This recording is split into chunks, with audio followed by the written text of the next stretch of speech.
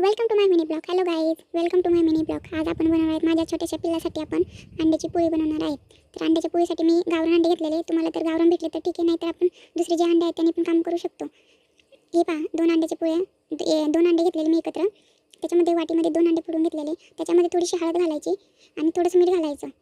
एवढं भारी माझं बाळ हाताने खातं. तुमचं बाळ कसं खातं ते नक्की सांगा. नुसती मिठामध्ये करून पहा, आणि जेव्हा मिठाचं खायचं बंद होईल का तेव्हा आपण त्याला तिखट वगैरे घालून सुरुवात करू शकतो. बाळाला, माझं बाळ आहे अगदी आता 1.5 वर्षाचं आहे. ते खायच्या बाबतीत एकदम असं किचकिच करतं, खात नाही. फक्त तेवढी अंड्याची पोळी खातं स्वतःच्या हाताने. हे पहा, अशा पद्धतीने त्याच्यामध्ये हळद आणि मीठ घालून घ्यायची आणि ते मिक्स करायचं. तोपर्यंत मी शेगडीवरती तवा ठेवलेला, तो गरम होईपर्यंत हे करायचं. असं एकदम थोडंसं तेल वापरायचं, जेणेकरून बाळाला ऑइली खाणं म्हणजे देण्यात येणार नाही. तुमचं बाळ काही खाते का ते नक्की कमेंटमध्ये सांगा. तुम्ही कशा पद्धतीने तुमच्या बाळाला खाऊ घालता ते नक्की सांगा. मी पण माझ्या बाळाला तसं करून बघा, ट्राय करण्यात काय जाते नाही काय. तर मी पण अशा पद्धतीने बनवून घेतली. माझं बाळ एवढंच पदार्थ खाते नाही, एक खातं तेवढे आपलं डाळिंब खातं, बाकी कुठलीच गोष्ट खात नाही. एवढं त्रास देतं ना, फक्त आईचं दूध पाहिजे, बाकी कुठलीच गोष्ट नको. त्यात माझं कार्टून थांबतच नव्हतं. आई दे, आई दे. तुमचं बाळ तुम्हाला कुठल्या नावाने आवाज देतं ते नक्की कमेंटमध्ये सांगा. नुसतं बोल आई दे, मला लवकर दे, मला.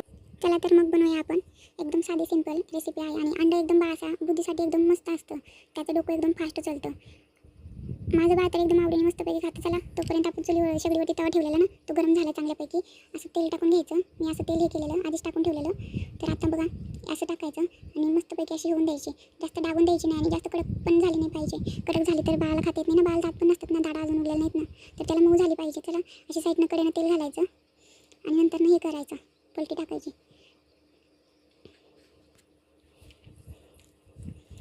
हे पहा, मी तेल घालून घेतलं.